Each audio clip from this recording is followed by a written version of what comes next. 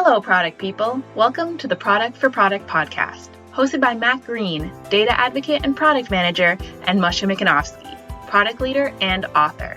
Our goal is to serve the product community by helping you find products that can help make your work in product management easier. Thanks for joining us on another episode of the Product for Product podcast.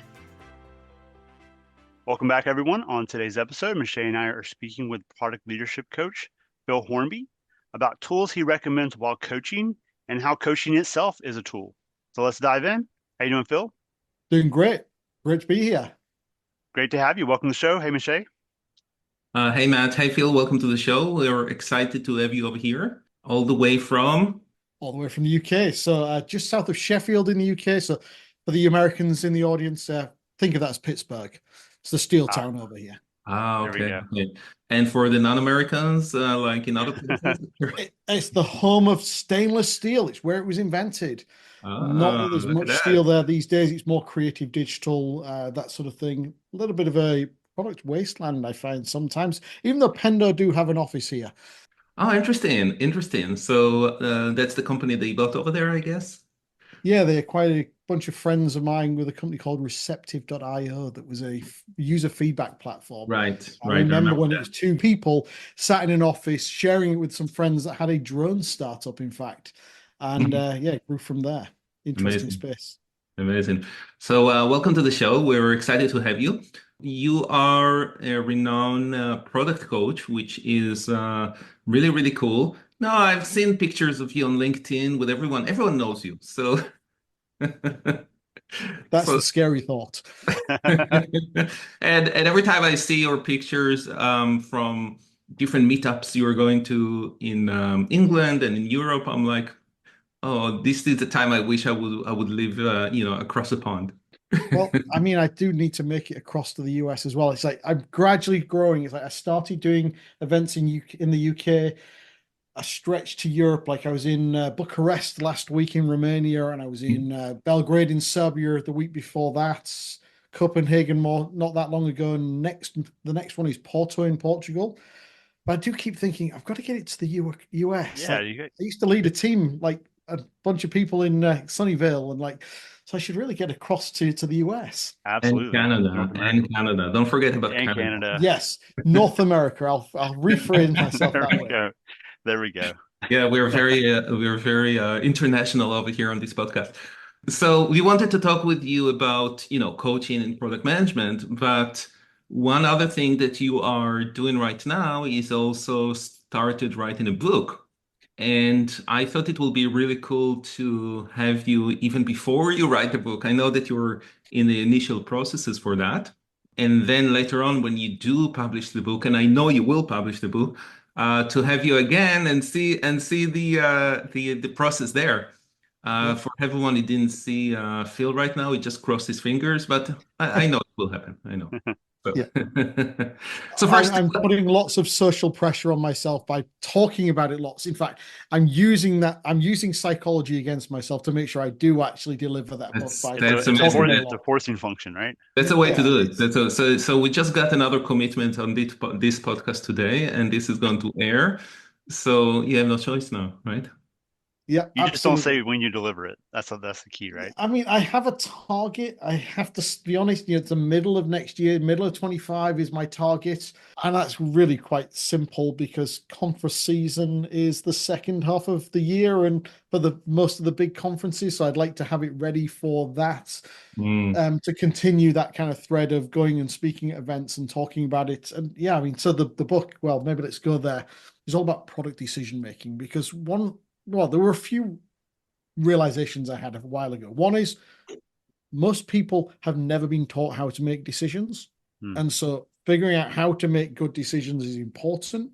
They've probably made a load of decisions, but they were probably suboptimal. We assume that people can make decisions because they're still alive. They didn't die by making a really bad one, but they could probably have made better ones. Mm-hmm.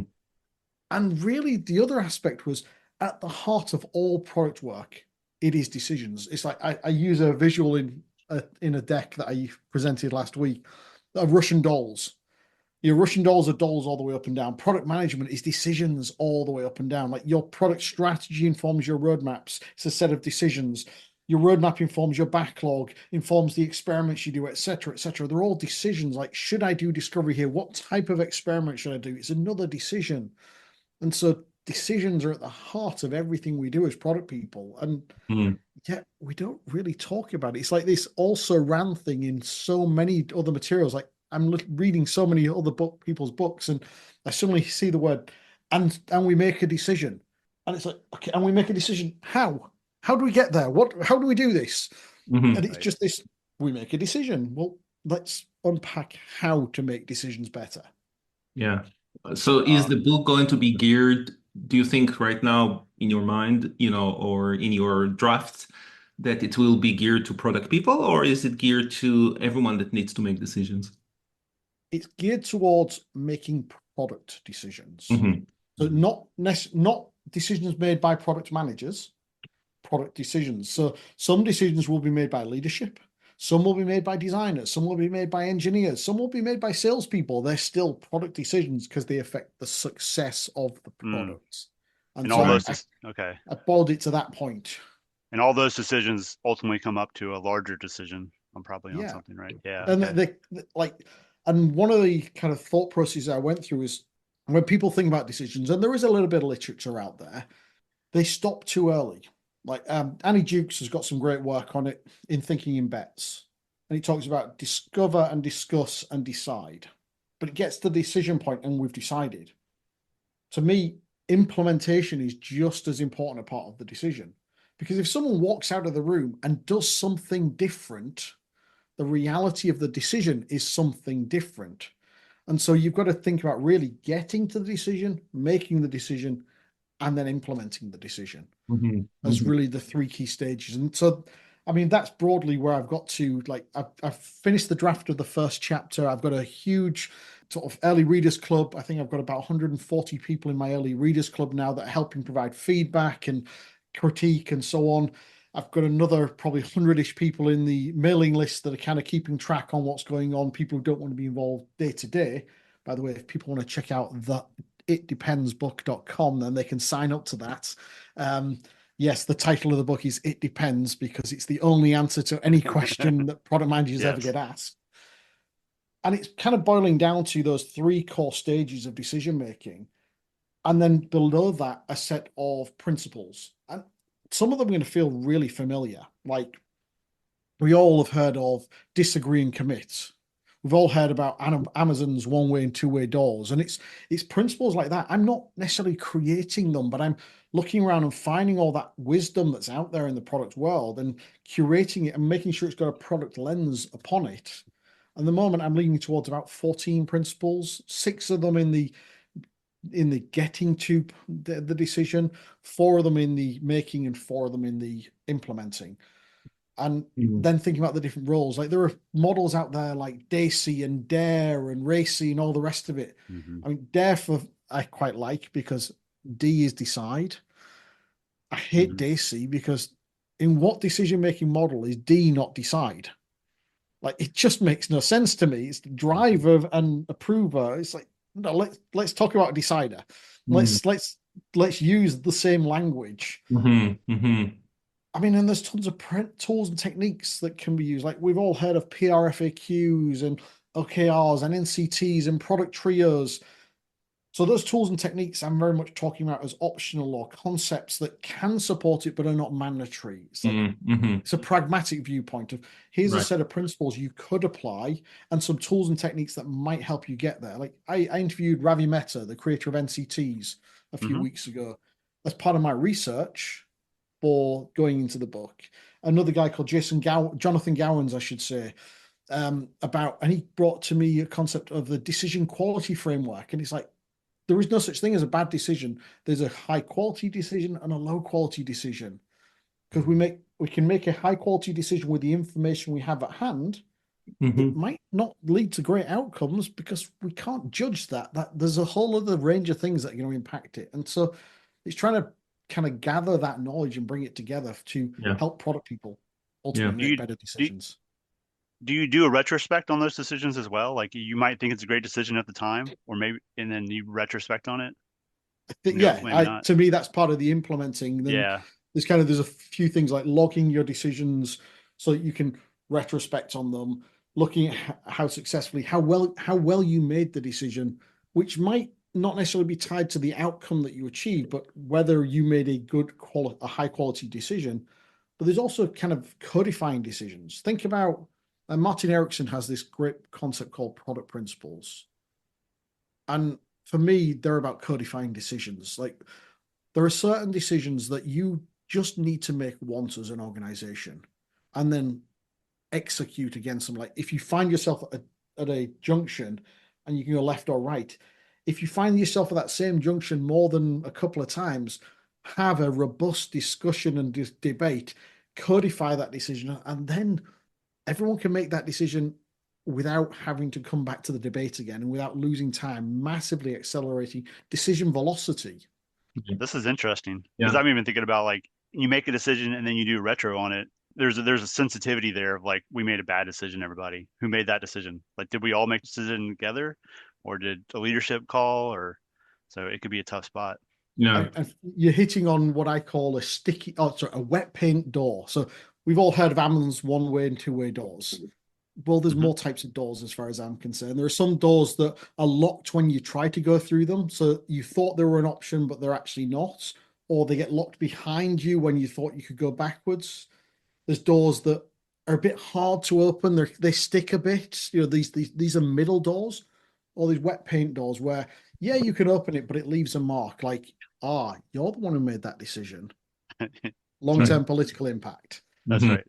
If you are looking for a framework to decide which product to use for product people, then you came to the right place because that's what this is all about. I mean, it's really, we're not recommending any product for product people on the podcast. We are trying to cover as many products as possible and frameworks and books.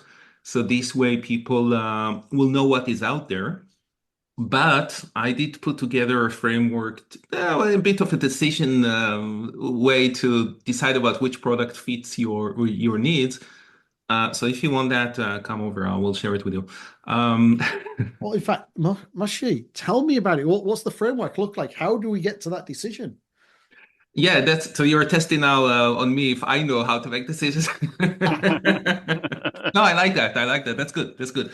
So it's basically through the podcast, we find out that there are specific things that come with products and specific products, and then specific ways that people either prefer and work well for their culture and for how they implement products.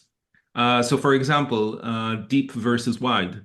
Are we choosing one product that does everything but might not do them in the best way? Or are we choosing specific products for each problem that go very deep, and then we have to integrate all of them together? And this is a preference for organizations based on maybe they don't know why this is their preference, and maybe that's the decision making over there. But at least we highlight this, that this is available and you have to pay attention for that. So Yeah. I basically categorize it to like 9 categories like that. And then people can make their own decisions based on that.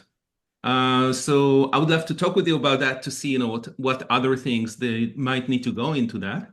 But in general, what I found is that this is not just useful for choosing the products you're going to use as an organization, but also to compare your competition, because your clients could use a very similar, framework to choose your product against other products in the market.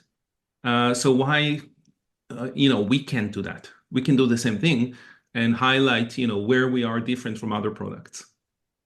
Love it. So you're helping create a heuristic for people to make a decision. Yes. And creating those attributes that are creating the context. And so when I talk about product decisions, I talk about how contextual they are. That's why I use the phrase "it depends," because it depends on the context. It's not like this simple, oh yes, there's this option or this option. It's like, well, what's happening in the market? What's our current position, what's our resources look like, how well funded are we, all these things feed into that Exactly. decision. Similar Exactly. to, you talked about like organizational preferences and values, essentially. We like to have a large number of dedicated tools versus a small number of more generic, broad tools. And that's, yeah, possibly with a small IT team, they prefer to have that one generic broader tool with a Yeah. system level optimization versus a larger IT team that can service more tools, but can give them a higher performance level. Right. You know, that might be part of the thing that drives that Right. heuristic, I Right. would imagine. I can tell you from my experience, when I chose product for myself, I never had the products available, so I had to go and look for them. And then I had to convince people we need them and to get budget for them. So I prefer to find one that will do as much as possible, and I don't have to go through this process again and again for every little thing that I need to do. So that Yeah. was my decision making back then, and it worked for me, right? But some areas of those products were not the best. So I could have chosen another product that would have been a bit better, but then I would have to spend much more time on each one of those products to convince people, integrate them, implement them, and all of that stuff. So yes, you're right. It is putting things in the context of where we are in the organization and what drive our decisions, and therefore why I make those decisions. And I even created like a Miro board for people. They can go and get it for free for me and stuff like that. So I will share it with you after if you're interested, or anyone that is listening to us. Amazing. I'm always interested in any way people are making decisions. It's like, Yeah. you know, what that particular decision isn't what I'm focused on, but the heuristic, the model you've built up there is like, I'm looking for the thinking behind it that then informs that. What do we need to think about principles for decision making? Right. Yeah, that will be really interesting to see how we kind of see those overlaps, if you know what your thoughts and my thoughts are, how they're coming together specifically on that. And the only way I was able to do that is because we have gone through so many products on the podcast and talked with people and understood the background of why they chose them and etc. So, you know, this podcast was really eye-opening for us, specifically for this area of decision making, I guess. Yeah, 100%. And I can absolutely understand that learning curve. So I obviously host a podcast myself called Talking Roadmaps, which is all about roadmaps. And after, like, I think we're episode 60, I think goes out on Friday, and we've distilled down like so many different visual styles of roadmaps. Like you think about a roadmap, this Gantt chart goes left to right, and that's about it for many people. But I think I'm at 14 different visual styles now that I've codified down from like both the interviews on the channel and the workshops I've run for people to kind of find these different patterns where they fit differently for different audiences. Like, it's just realizing that there is so much diversity in how people approach it, and that there is no one size fits all. For kind of finding those heuristics and those different rules can be super powerful. Amazing. Absolutely. And then when you mix in the decision making on all these different approaches, like, it's just infinite amount of decisions that are being made and all the ingredients that go into making a decision. Yeah. I think that we're talking over 20 minutes and we didn't yet ask you, how did you get to product management, which is usually the first question we're always asking. But actually, I really like that because we dived right into, it was great. The core of what's on your mind these days. So how did I get to product management? Well, like everybody, accidentally. I was part of the senior leadership team of a small technology business in the UK that was acquired by an outfit that was based out of California. And because I was one of the leadership team and doing a job that probably wasn't needed post-acquisition, my managing director looked at me and said, "You've got similar skills to me, and I used to be a product manager. You should be our first product manager. You should look after our portfolio, because that's why they've acquired us, for our product portfolio." And so I became the first PM. And about 3 months later, the new global head of product was in the building, met my boss and said, "Can I have him?" So I ended up lifted out of that small business unit into the broader global team. And then about another 3 months later, I was sat in Detroit with my then boss, And we were there to do a strategy session about a bunch of things. And we just launched our first Web 2.0 platform. That dates it quite nicely. And it went down because no one had thought about the capacity and how much our servers were going to get hit so much harder than they had done in a traditional Web 1.0 sort of world. Like constant pinging because this was a fleet management platform. So constantly asking for the location of hundreds of thousands of vehicles. And it went down. By the end of that day, the product manager that had launched it and was responsible for it was no longer in the business. And I'd been there in Detroit for other reasons, but I pitched in, I helped sort of address it. And by the end of that day, I ended up owning that platform. So kind of, which was the majority of the division's business, to be honest. And so I went through this baptism of fire of kind of figuring out what the heck product was and how to do it. And this was in the days when product really took a business perspective, like, which I still think is core to what we should be doing, although the last 10 years, a lot of PMs have got away from it. And so I had this great initial mentor that had been my managing director who'd hired me straight from university or college for the other side of the pond audience. There we go.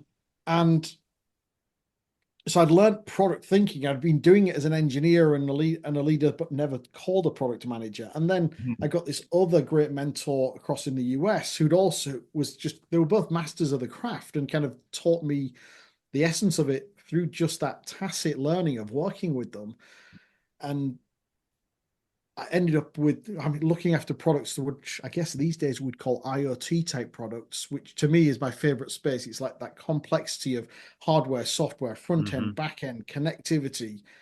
I jokingly often say, if you're an engineer and you call yourself full stack, but you can't design hardware, you're not full stack because there's a whole chunk of stuff that you're not dealing with now. So SaaS is the easy version of it to me. I like the more complex world. Yes, software is the easy version for sure.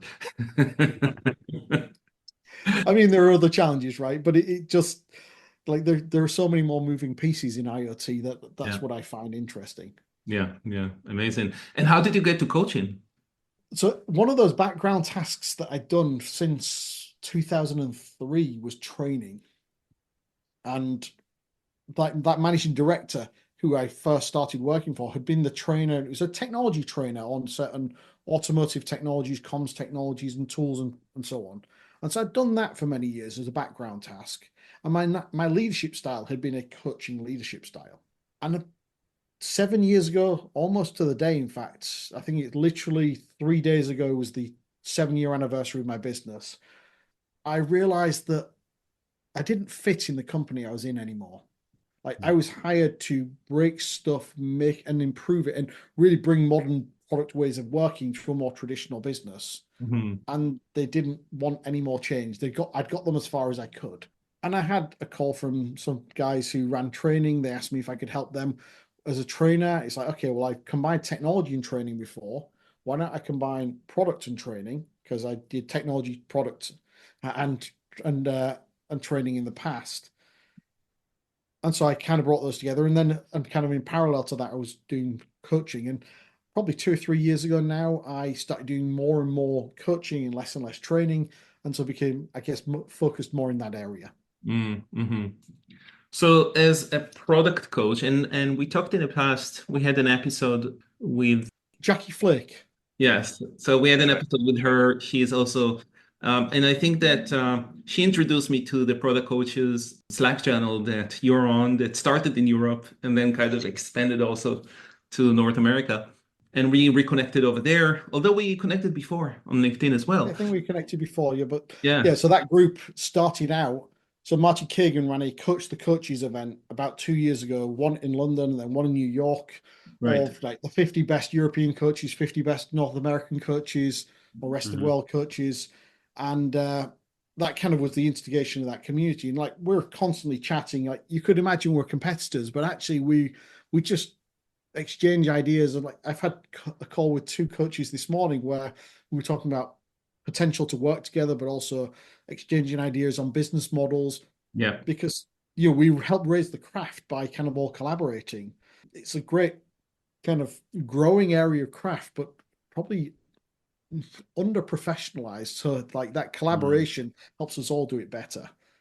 Yeah, I mean, in general, product management is still in its infancy, and there is a lot of unprofessional professionals. I don't know if the right way to say that, but there is still, struggle in this discipline for sure.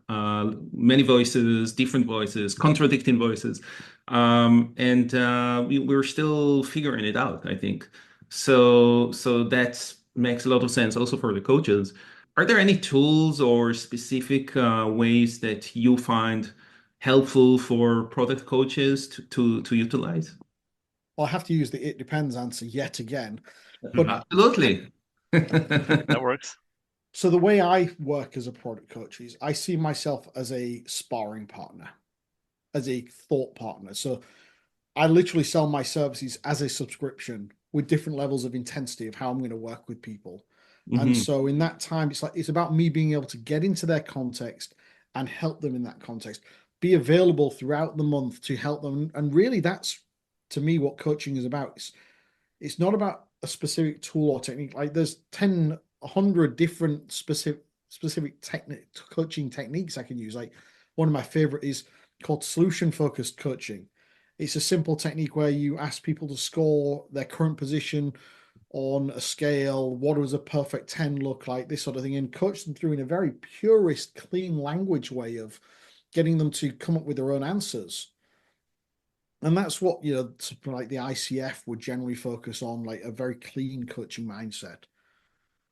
But product coaches, I think, are a little bit further down the coaching continuum.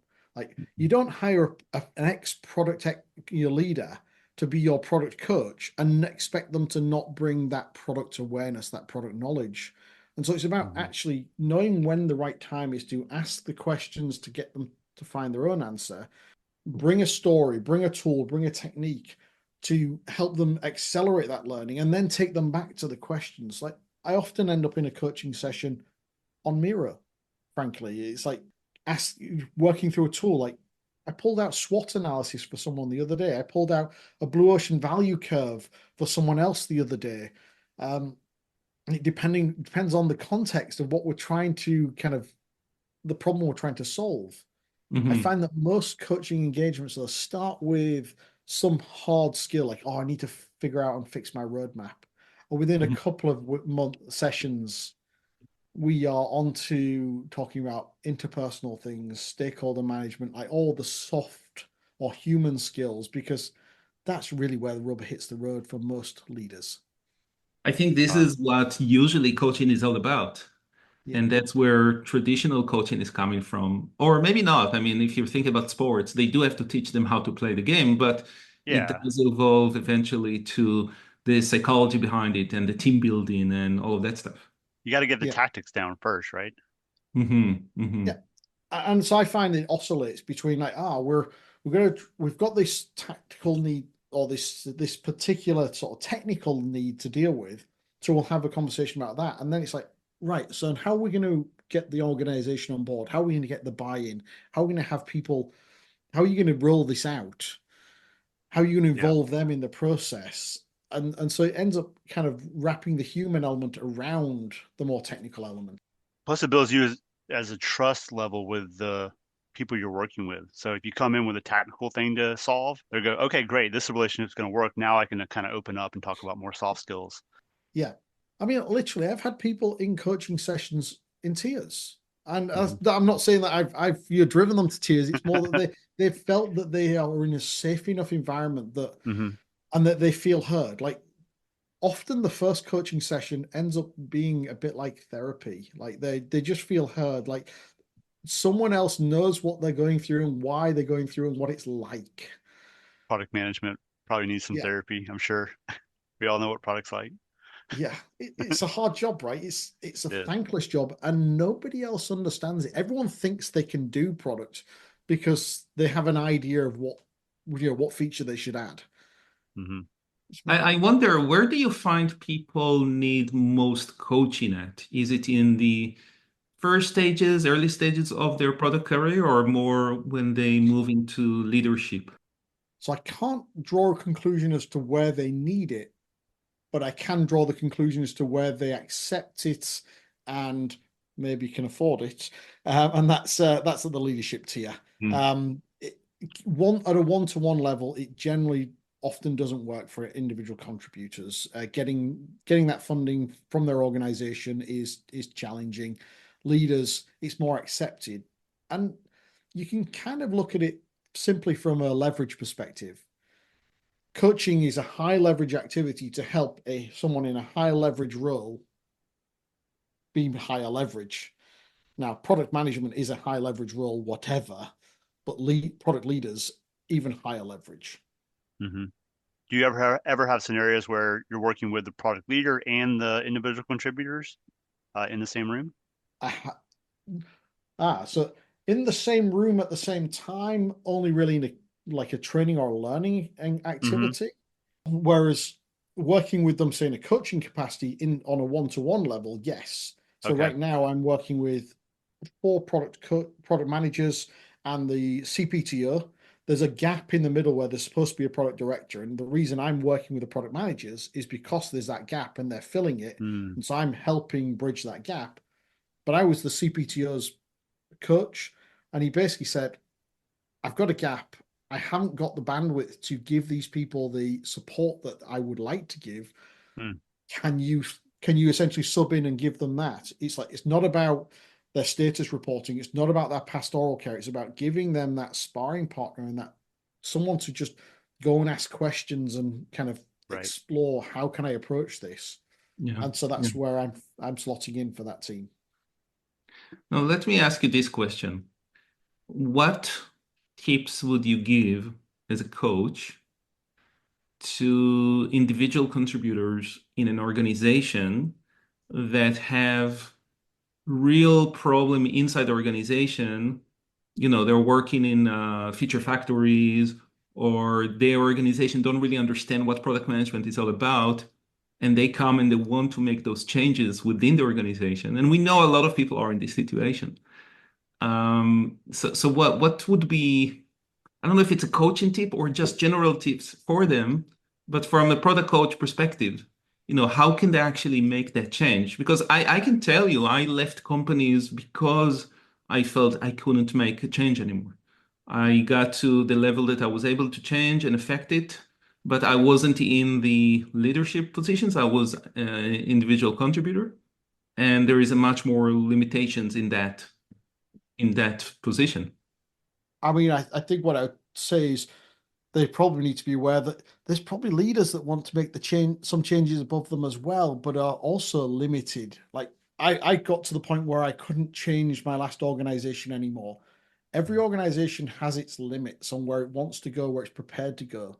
And that often comes from the top. If the CEO isn't bought into it, no matter how much you do at the lower level, it's not going to happen. And I hate to be that kind of hard with it, but it's a hard truth. And I think that there's an element of figure out what you're there for. Now, if you're there for a paycheck, then maybe you just deal with it until you can choose to go somewhere else, and accept that you're going to deal with that in your workday, and you're going to get your enjoyment and you get other things from elsewhere.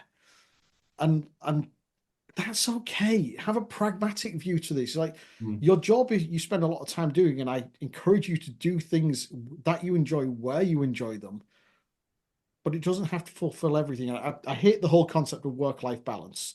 I don't use it as a concept. I use the wheel of life concept, where you think about my work is part of life, and where do I get different aspects of? Where do I get financial benefits from? Where do I get health? Where do I get your fulfillment, learning, etc.? Like, you're trying to balance all those aspects, not work versus life. You're trying to balance the things you get from work, the things you get from your social life, the things you get from your relationships. Choose where you get them from and try and find balance there.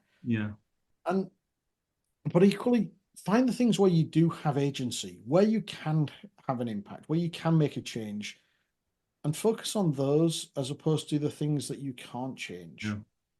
So going back to what we Hmm. started with about decision making, I probably made the right decision at the time to move on, rather than try to fight it from within. So, and Eventually, you're just fighting a losing battle. Hmm. yeah, and that's the thing. I mean, I enjoyed those jobs as long as I was able to make those changes and make the impact. But once I felt that I cannot make any impact anymore, that's where it's like, okay, so I have to move on, right? Um, Exactly what I did in my last role, and then found myself the ability to be a coach and actually have that impact and help other people who yeah, are in those situations find the best ways forwards. right. Amazing. And I also loved what you said about the wheel of life. That's what you called it. Yep. Because Matt is in the US, so over there is no life-work balance, and I'm in Canada, and it's all about life-work balance. So it's good to hear there is other options, and we can maybe try to adopt them.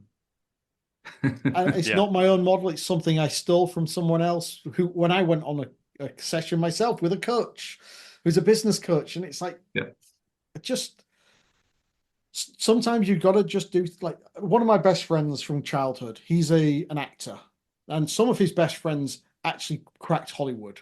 This is a guy from the UK, tiny little city.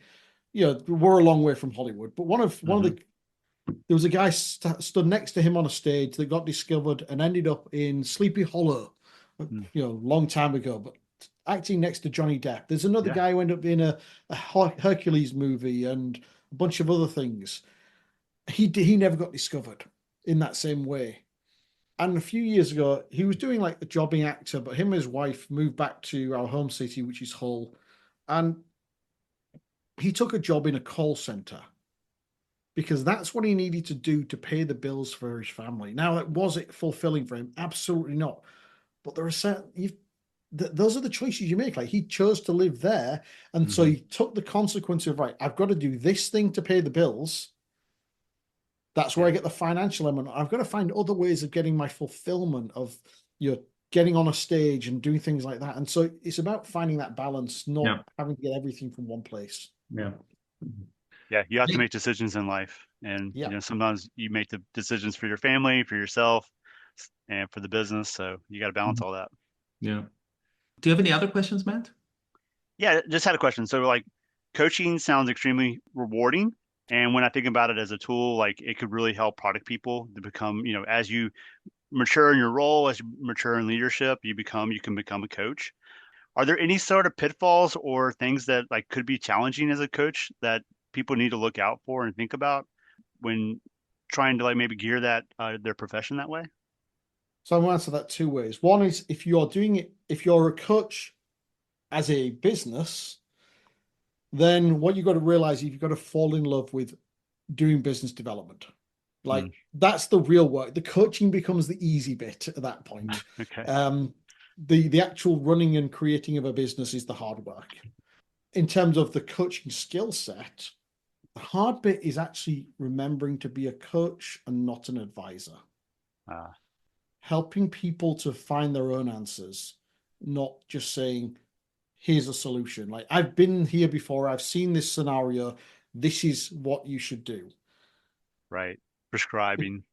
Yeah, you end up ultimately making them dependent upon you and not helping them grow. And really, you should be happy as a coach when they actually say, I don't need you anymore. Right.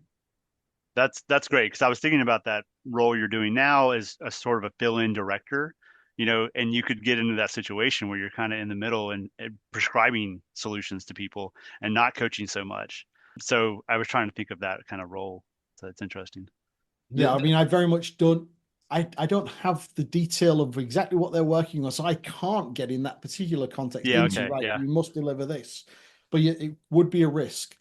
I've made a conscious choice to not become an interim or a fractional product person, because if I want to go into somewhere, I want to go 100% in Hmm. and be absolutely there Yeah. completely, versus being clearly independent, where as I work now, where I've got that kind of, I can step back and take a more dispassionate and kind of more, hopefully, measured view of what's going on. Yeah, that's an interesting point. Yeah, they're fractional. You see fractional PMs, fractional product owners. I started seeing that more on like LinkedIn and stuff. So they're not fully, you have to think about that's not fully investing in the solution or the A outcome. bit It's kind of tricky there as well. Yeah, because they don't have the full time in there. Yeah. And I think many of them also do it on a temporary basis. So it's not forever fractional. They might be there also to stop a gap. So then how do you get the organization to actually learn to do it on their own rather than to, be a crutch and do it for them? So I think that's a bit the conundrum there. Yeah. Yeah. But that might be a topic for another podcast with someone that is a fractional product person. So there we go. We always got new ideas coming out of these shows. Exactly. Well, this was really eye-opening, and I'm really looking forward to see the book coming out and to talk with you again, when the book is coming out, so we can also help you tell the people the story about it. And I'm sure you're treating it also as a product. So just the learning from that process will be really interesting. I've done it myself on my book, but that was a fiction book, so it's a completely different story. That will be really cool to hear about. Yeah, in fact, I'm frustrating my writing coach a lot because I'm doing all the business side and not enough of the writing. Like, very much building an early readers community, getting that kind of lining up the marketing material, like interviewing people for my research, but then turning it into podcast episodes that are kind of be marketing material and creating the expectations, very high expectations. It's that's part of interesting. it. It's really important because it's creating a platform for you when it is out there. So, even if you're delayed in a few days or whatever, it's still going to be out there. And once it's out there, it's out there. It's on the shelves. And for everyone that listened to us today, Phil has an amazing library behind him with maybe, I don't know how many books you have there, maybe 200 books that I know they're all business related. Many of them are product, design, UX. I mean, some of them about how to draw cartoons as well. So they're not all cartoons. Okay. Amazing. Where can people reach out to you, Phil? Easiest place to find me is that's FOR, productpeople.com. Or if they go to theitdependsbook.com, that'll also take you to the same site, but a page about the book. And people can check that out there. Awesome. Well, thank you so much, Phil. It's been a pleasure having you on the show. Really appreciate you taking the time today. Moshe, thank you so much. Thank you to all the listeners, and we'll talk to everybody next time. Thanks, Matt. Thanks, Moshe. Yeah, thank you very much. Take care, everyone. Thank you to all the listeners. We really appreciate the feedback and support. Please leave us a review to help others find the show on Apple or Spotify or anywhere else you're listening to the show.